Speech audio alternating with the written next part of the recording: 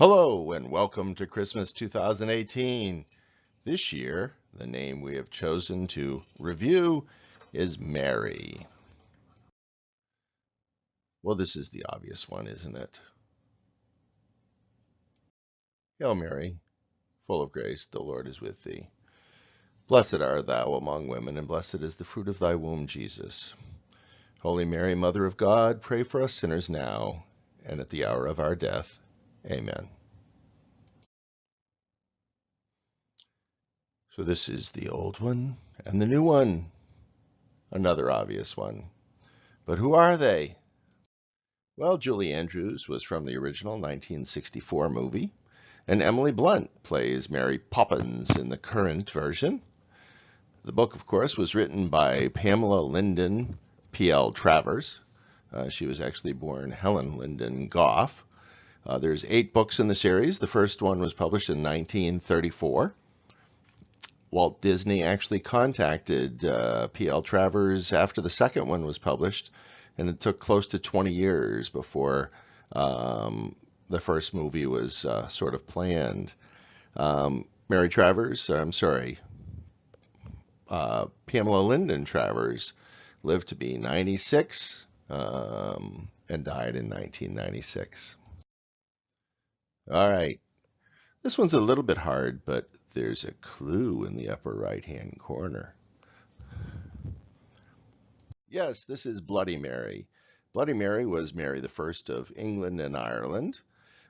Scotland was not part of the kingdom at that point, so it was not the United Kingdom of England, Ireland, and England, Scotland, and Northern Ireland. Bloody Mary lived from 1516 to 1558. She became queen after her father, who was King Henry VIII, he had died. He had a male heir who was Edward VI. He only lived till he was 15, however. When he died, they decided that they did not want Bloody Mary to be the queen because she was Catholic and she was going to restore Catholicism to the British Isles. The problem, of course, was that many Protestants did not want this, so they actually put Lady Jane Grey on the throne for about 9 days. Unfortunately for them, Mary ascended to the throne and started executing lots and lots of Protestants. Because of all those executions, she is referred to as Bloody Mary. This next one is a queen that many people think is Bloody Mary, but she's not. This is Mary, Queen of Scots. She was the Queen of Scotland at part of the time when Bloody Mary was Queen of England. She actually was removed from her throne when she was about 25 years old. She had actually ascended to the throne when she was only 6 days old, so of course there were other regions that ruled in her stead until she was old enough to rule. When she was 25, she actually was removed from her throne, and she moved south to visit and spend time with her cousin. Queen Elizabeth I was actually Mary, Queen of Scots' first cousin once removed, because Mary, Queen of Scots was actually the granddaughter of Henry VIII's sister, Margaret. She moved down south. The problem, of course, was that apparently either she became ambitious or people thought she became ambitious, and there was a rumor that she tried to assassinate Queen Elizabeth. They put her in prison, and then about 15 to 20 years later, they actually beheaded her in 1587.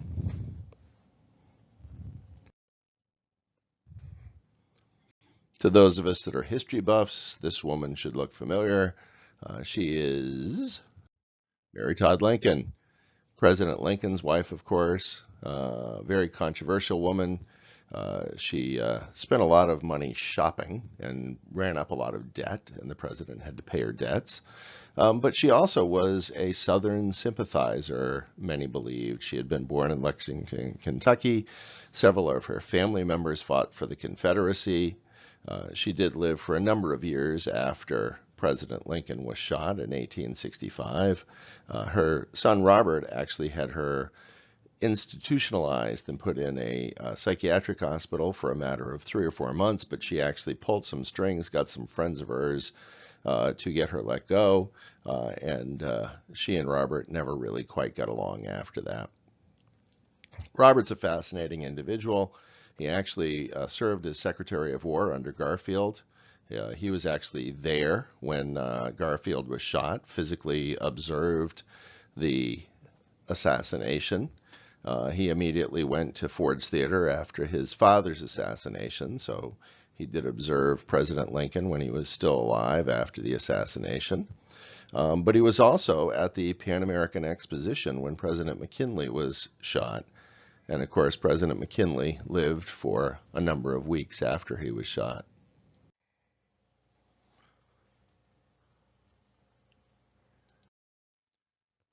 Ooh, this one's a little bit challenging.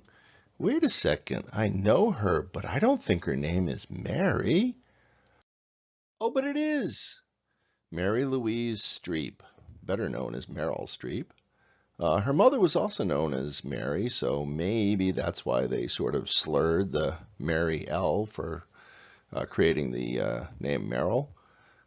She was born in 1949. She has a BA from Vassar. She has a Master of Fine Arts from the Yale Drama School. She has acted a bit. She's won 3 Oscars, but she has been nominated a record 21 times. I see a trend here.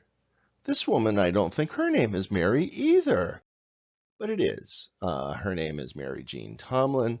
Her mother's name was Lily, and apparently she took her mother's name as a stage name, so she is way better known as Lily Tomlin.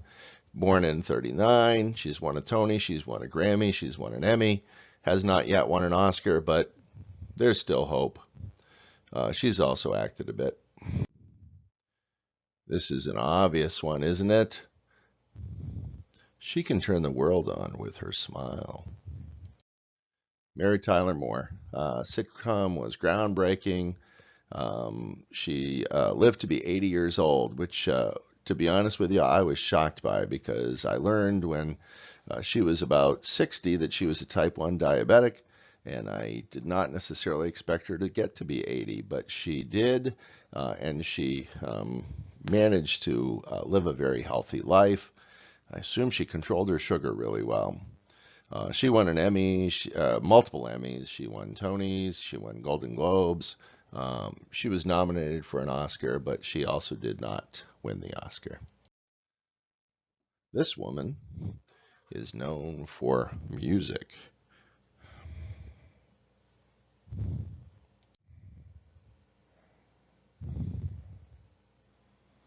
Can I get a snack fast to take my notes?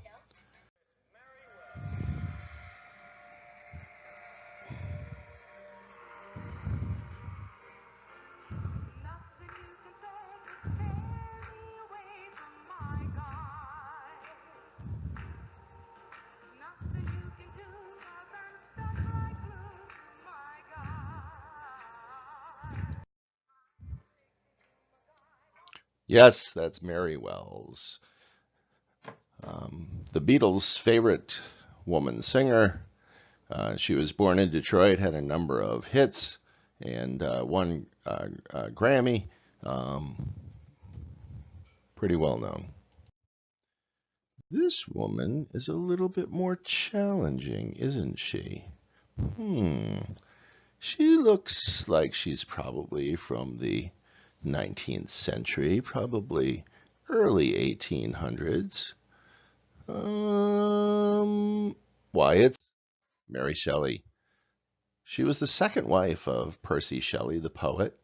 Interestingly, his first wife was still alive when they summered with Lord Byron, and had their great contest of writing a horror story or a mystery story. Mary had a really hard time coming up with anything, and then she read something about electricity and decided that she would try to write a story about reanimation, and came up with the story of Frankenstein. She was born Mary Wollstonecraft Godwin, and that's important because we will later see Mary's mom in this presentation as well. Ooh, this woman looks familiar.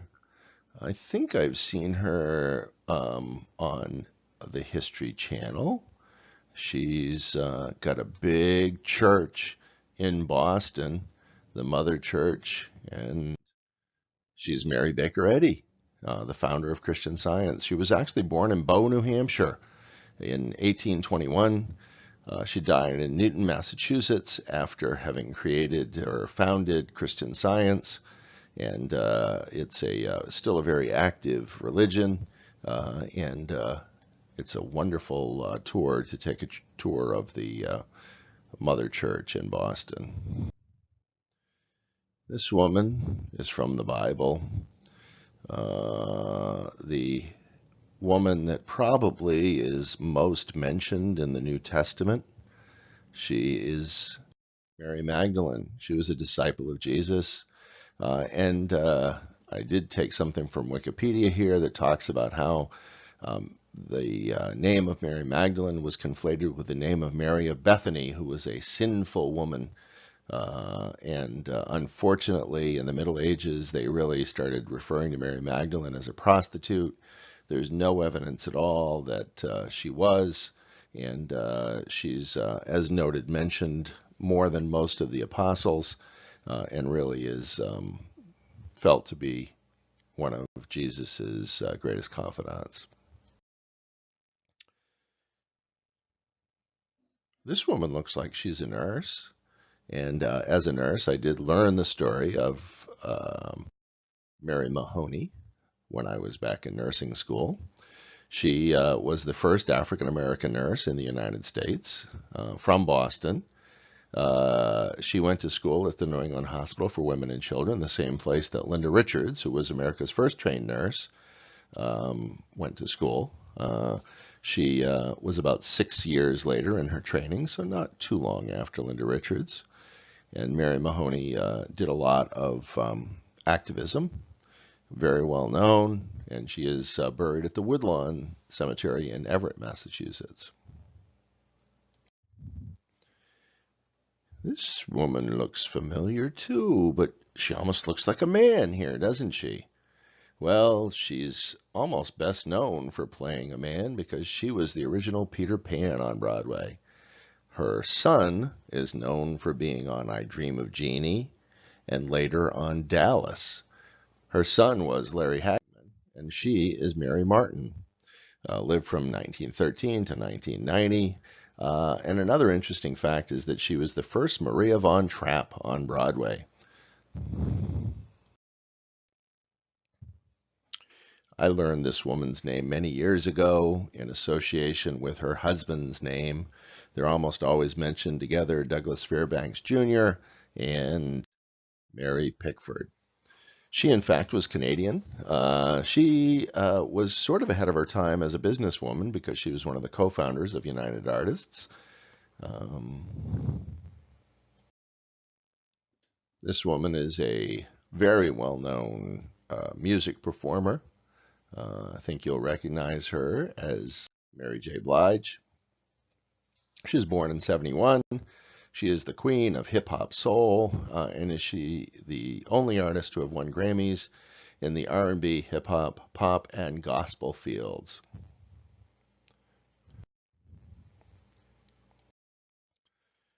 Well, you know me, I have to get a footballer or two in here. This woman you've never heard of, her name is Mary Earps. She is a woman footballer from the UK, and currently she plays for a German team. She's a goalkeeper. This woman, you know her first two names. I doubt any of you know her last name, but you really know who she is because of her cosmetics empire. Yes, this is Mary Kay Ash, the founder of Mary Kay Cosmetics. Mary Kay passed away in 2001 after a long life. Ooh, I mentioned that Mary Shelley's mom was here. Here she is. That's Mary Wollstonecraft. She is the mother of Mary Shelley. She was an early feminist. I didn't know much about her till I was putting this talk together, but she seems like kind of an interesting woman. This woman is a very well-known actress. I think you all recognize her. She is a Academy Award winner for the movie Melvin and Howard. She's won a Golden Globe, but she is very well known for being married to Ted Danson. This woman's a little more controversial. She actually is a British woman who was a nurse or entrepreneur of some sort in the Crimea. The Crimean War was in the early to mid 1850s. This is where Florence Nightingale sort of made her name. She went to the Crimea and took care of all these patients. Mary Seacole actually tried to work with Florence Nightingale there, but she wasn't having it. Florence Nightingale did not feel like she was of an adequate character, but there is still great controversy about this woman. There's statues to her, but then there's a lot of other people that don't necessarily feel like she is what she is made out to be. So, interesting woman. Sounds like she was fascinating. This is Noel Paul Stookey, now living in Maine. Peter Yarrow. And then the voice of the group that really stands out is Mary Travers. She was with Peter, Paul, and Mary from 61 to 70. They broke up from 70 to 78 and then got back together. The last couple of years, Mary was ill with leukemia, so she really wasn't performing that much with them, but the group didn't actually dissolve until her death in 2009. She was only 72 when she died. Another interesting fact is that she knew Paul Robeson, who, of course, is very well known as an African-American singer from the 20s and was also sort of blacklisted. And he supposedly sang her lullabies when she was a baby. Mary Travers did sing backup for Pete Seeger before Peter, Paul, and Mary. The whole folk community is just very interrelated. This is an interesting woman who I really wasn't familiar with before. She's Mary Mcleod Bethune. She's an educator. She was a civil rights activist in the very early days and was really trying to help African American women obtain an education. And this is why Bethune-Cookman University in Florida is named after her. Isn't that Janelle Monáe up there in the corner? Why, yes, it is. She's in a movie. Who does she play in that movie? She plays Mary Jackson. The movie was Hidden Figures, which is a movie about mathematicians at NASA, African-American women. I have not seen the movie, but I've heard great things about it. But Mary Jackson was one of the main characters in that movie. Unfortunately, she did die before the movie was made. She died in 2005. She was a engineering graduate of Hampton, Virginia University, and apparently is a woman of great accomplishments. This woman, unfortunately, Ted had a lot of serial killers and things. In fact, Mary has a couple of notorious people in her talk, too. This is Mary Kay Letourneau. She is known for having sex with a 12-year-old sixth grade student while she was a teacher in Washington State. She went to jail. She got out of jail. They got together again. She went back to jail. And then she got out of jail again, and they got married. And they've had 2 children together. They're still married. She's 56 years old. Strange story. I actually learned a lot about this woman when I was in high school. Her husband had died around that same time. Her husband's name was Louis Leakey. This is Mary Leakey. She was a very famous archaeologist. She lived 20 plus years after Louis died, and she carried on his work in the Olduvai Gorge, found a lot of very early humanoid and human remains. She identified 15 new species, 1 new genus. She really actually never officially studied archaeology except with Louis. She had been expelled from convent school for causing an explosion in chemistry lab, which kept her from being accepted at any college. Interesting lady. Wait a second. This is another one who looks familiar, but I didn't think her name was Mary. This is Abby Wambach, whose legal name is Mary Abigail. She's an American footballer. She won the World Cup twice in 2007 and 2011, and she has 2 Olympic gold medals from 2004 and 2012. This is another one of those notorious individuals. This is the first woman to be executed by the United States government.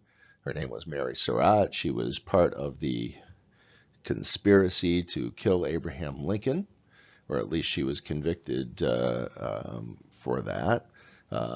Justice was very swift. As you remember, Lincoln was shot on April 14th and died on April 15th, and it took less than a few months to get her tried and executed.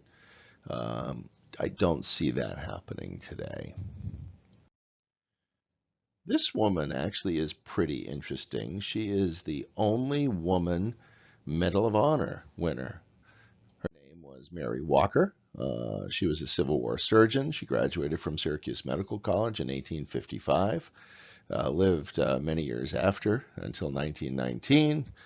She supported women's suffrage. As you notice by that date, she never did get to vote.